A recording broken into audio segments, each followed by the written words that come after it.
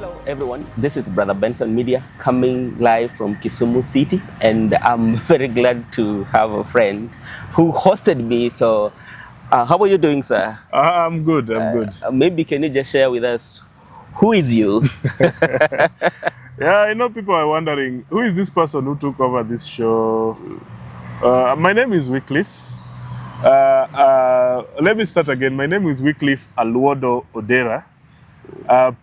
Most people know me as Odera Wycliffe. A media personality. I was born and brought up in Kenya. Luckily, due to the duties, my parents were working in a small town called Kapsabet. Oh. So that is the place I was born. But Kisumu is home. Also, you know, there the parents were in Kapsabet for work, but we were in Kisumu. Kisumu, particularly, I come from Manyata, one of the informal settlements in Kisumu. These days is an Manyata estate.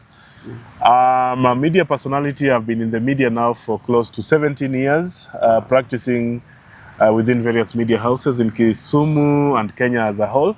And at times I also help some international outlets. I've luckily been in radio. I started from Radio Sahara way then in 2007. From Radio Sahara for 3 years, then I joined Milele Radio. From Milele Radio, I joined Kwetu Radio, which was quickly sold to the Trace Group. Okay. And then I found my space back in Milele, you know, that discipline. When you leave work, Yeah. you live in a good name. I went back to Milele in 2019, and that is where still I correspond. I support the team in Nyanza region. Oh, okay. So I've been lucky to be in radio for long, and now I'm also doing new media. There's a small show that I do around politics and governance, and that's how we bond and we blend with Brother Benson Media. Okay, thank you so much. And like in your general view, when you look at Kisumu in terms of like you've been here for quite some time now, the way the Kisumu is so much clean, but when you come to informal settlement like Manyata, Nyalenda, you know, we are not doing so well. As a journalist, I will handle that question with a lot of care. Yeah. You know, there's always the other story of the story. Yeah. If you're told that Kisumu is clean, please, can you confirm, is it totally clean? Yeah. If you're told that also Kisumu is violent, you know, Kisumu has been an opposition hotbed for so long. Most people just know about Kondele and Maandamano. Yes. But do you know the good stories about Kisumu also? Yeah. You walk in the streets of Kisumu, there are posh estates in Kisumu. Kisumu offers the best comfort, you know, aina jam. For instance, Kisumu is a place you can be at the airport within 10 minutes. Yeah. You live there, you are home, and in 10 minutes, you are on time, you get your flight. Kisumu, we have, you know, the access is good. There's also the bad side of Kisumu. When somebody parades that Kisumu is clean, yes, we might be in a clean park, but the estates are not doing good. So it's also a wake-up call to whoever is making the CBD clean, to wake up and please go and make even the estates cleaner. Yeah, okay. The drainages, go to Nyalenda A, I can count. We have a belt in Kisumu. From Kisian, you get to Bandani. From now Kisian Otonglo, Otonglo Bandani, Bandani Obunga, Obunga Nyawita, Nyawita into Migosi, Migosi into Manyata, Manyata into Manyata B, Manyata B into Nyalenda A, Nyalenda A into Nyalenda B, Nyalenda B into Dunga. You know, that belt should also be clean. You can't wear a clean shirt and your belt is dirty. Okay. So this belt that is covering Kisumu in terms of informal sectors can be made better. And I also believe that there's room for things to be done better. Okay, maybe if you can share with me the same thought that I have. I've been in Kisumu and I've been monitoring, as I told you earlier, that I'm so much concerned about the leadership. When you see the age gap between the young leaders and the old leaders, we don't disrespect our old leaders, they've done as well. But I see that gap like so big. Like how will for example, we have somebody like Obungu who is coming from Kondele Manyata. When do you think that Obungu will think of even vying for governorship? Now, Obungu will lead now. Yeah. Wycliffe Odera will lead now. Yeah. Benson will become a leader now. You know, we have a generation of leaders. We really appreciate and respect them. We have the leaders who fought for multi-party in Kenya in the early 90s. Some of those who are now bearded and developing white hair like you. Yeah. We were born in the late 80s. Yes. Some of the leaders who are claiming or still hanging on leadership now were the leaders then. You know, even I normally ask, do they even think that it's time for them to leave? Do they have that imagination that it is time for them even to groom younger leaders? Somebody jokes around, and it's a very bad joke, that averagely in our community now, in Luo Nyanza, and allow me to compare with the neighboring Rift Valley, just yes, next door. It's in Rift Valley that you have a governor aged 35. Doing his second term. Doing his second term, less than 40 years. Less than 40 You years. have a senator who also is aspiring to be a governor, is less than 40 years. 40 years. But in our homeland of Luo Nyanza, the average, if it's not 65 and above, it is 75 and above. We respect the old. We really appreciate their contribution. But I don't want to be the prophet to tell them that it's time. It's time, yeah. It is time for them also to groom and give room to young leaders. We might suffer. Like, you know, if the old leaders exit, how will we manage? Or where will we start from? I think it's time maybe, I will call for a blend. I like blended juice. Yes. Can we blend the old, And the average age, and the young ones to be in leadership, so that in case of a transition, we have a smooth transition. Yeah. We appreciate the old leaders. We appreciate the Onyongos. We appreciate the Orengos. We appreciate the Oburus. Now, if Oburu jokes, it's a good joke. That is the youth leader in Senate. You know, the youth leader at the age of 80. Yeah. Apana. I know this one will scratch somebody, but apana. We love. Actually, I love all our leaders. We love them. The prof, the Nyongos, His Excellency Professor Nyang Nyongo, the Orengos, the senior counsel, and I think it is that time that they should have a conversation with these young leaders who are coming and give them way and direction. So, I know it's a challenge. It's something that it's not easy to leave power, but at times situations might force people to just, you know, you will surrender. You surrender. Kuna siku utaamka magoti imekataa, sauti imekataa, auoni, macho imekataa, every senses is not working. So what will they do? They'll just have to leave. Mugabe left. Yeah. Mugabe left, and he was the most powerful president. Yeah. These Mugabes we are having in Kisumu County, in Luo Nyanza, with all respect to them, you know, a time is coming. I am not a prophet, but a time is coming where you are going to leave. So please, groom young leaders. You talked of something before we wind up that is too much catchy. Like when people think about Kisumu, they only think about violence. And as somebody who has been in the field of journalism, who has been encountering those incidences, is there a time that the community has come together to have a conversation about how this violence has really costed them, especially like losing lives, especially the ones that are lost are the younger men, and these are the people that I see that the generation that even will give birth to the generation of the generation.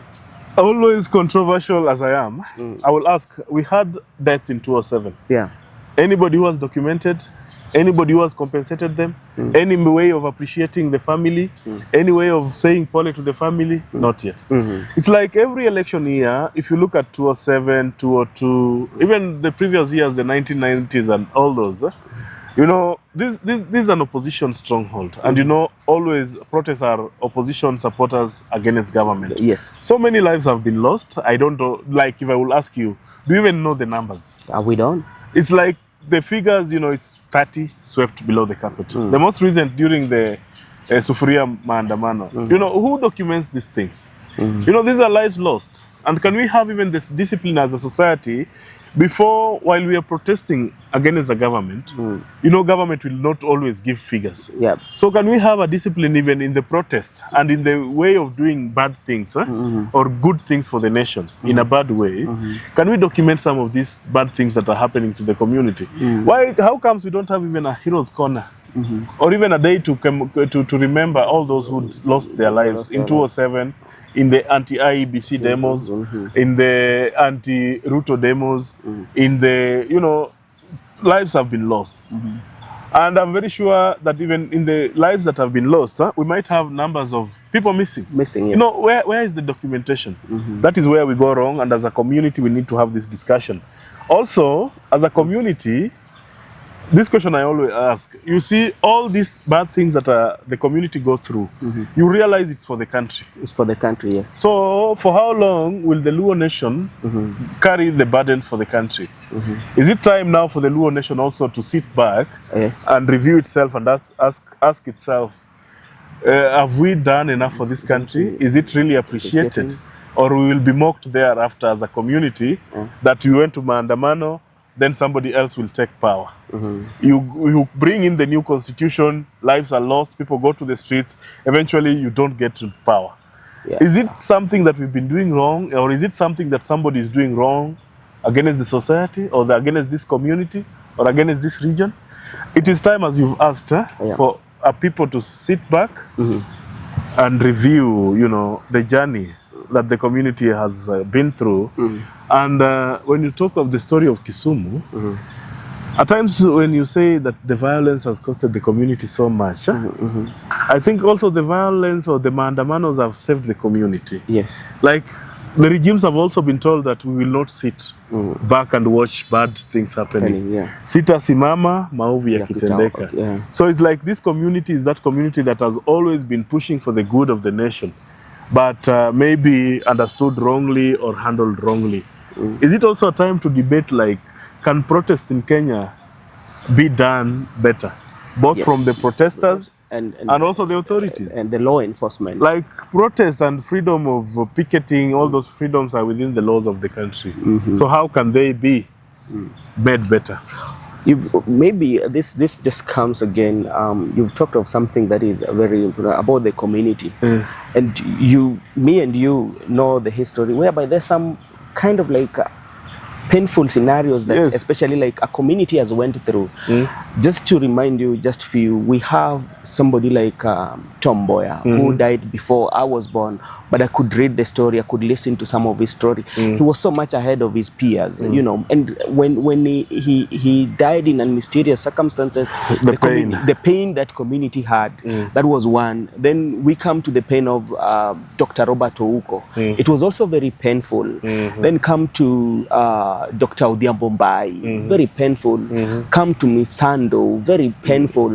And the latest one that we are still waiting for the report, the Ogola, you know, like, you know, always when our best of the best dies, when we lose the best of the best as a community, it's usually very painful to us. As a community, where do we see ourselves? And that answers the question to anybody who does not understand the Luo community and the way the community lives. If you look keenly, I said before and I repeat, that most of the pain that this community has suffered has been to the good of the country. For the country.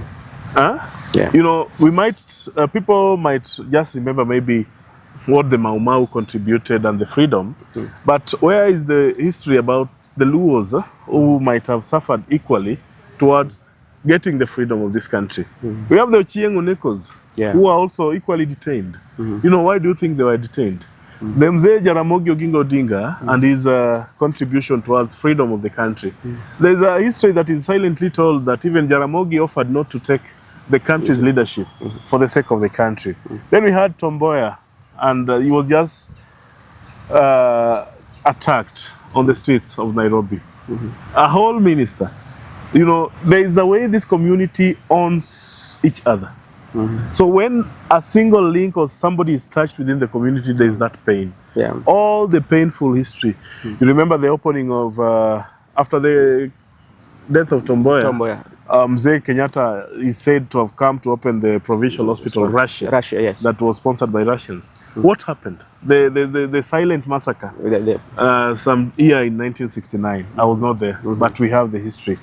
So this community owns even its own history. So the history from all that time to present, the killings, and that's why I was even suggesting, can we document all this? Can somebody document all this? And that will help somebody somewhere to understand the community. And the pain might be so much the pain, even if you want to address the challenges of this community, yes, even if you want to form a coalition with this community, can you sit down and understand the community? And I normally come to the defense of Nyanza as a region when we have the stereotypes. People just know them all, stone throwers, blah, blah, blah. Allow me to mention this. Recently, we saw incidences where security officers were removing people from their residence and beating them up. Yes. Particularly, I personally was almost losing my entire family because a tear gas canister was thrown into the compound. A store caught fire. Thanks to good neighbors, my family was rescued from the house. So, if you sit at home, you will be beaten up. If you go out to the streets, you will meet fire. So, a good soldier says, let me go and die outside. Yeah. So, some of the behaviors of the community, before you judge them, can we have a moment of people to understand the community? Yes. And before somebody also speaks ill of the community, people and the way they behave, I normally promote understanding. Can you get to understand the community? Don't look at this tree from the leaves. Do you know the tree has roots? Yes, it does. And actually the roots feeds the tree and supports the trunk. So when you are outside there and you want to understand these people, please get to understand them better. Don't judge. Yeah, I think it is a call also for our leadership. Yes. And this is I'm calling upon all the leaders, whether you are in government, you're not in government, you are all serving at the interest of our community. Yes. At least this is this time that even the professional, we should come together as a community and sit down and say, let us write our own history.